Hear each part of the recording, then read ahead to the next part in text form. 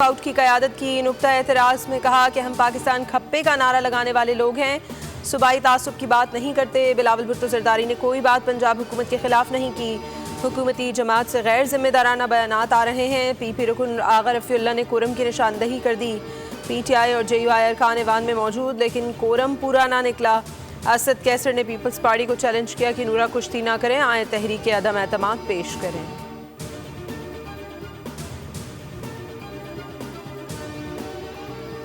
और कोई सूबा किसी की जागीर नहीं, माफ़ी मांगने से इज्जत में इजाफा होता है। हमारी तजवीज़ को मुदाखलत समझा जाता है।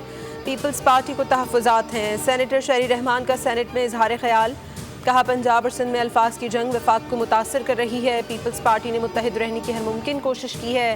पंजाब में हमारे लोगों से सिक्योरिटी वापस ले ली गई। पीपल्स पार्टी की क़यादत को बहुत बुरा लगा। पंजाब कार्ड खेला जा रहा है। आदम नज़ीर तारड़ ने कहा किसी की दिल आज़ारी पर मुझे तकलीफ़ है। पानी की तकसीम इंडस रिवर माहदे के तहत ही होगी। सदर ममलिकत ने अपना आईनी किरदार अदा किया है।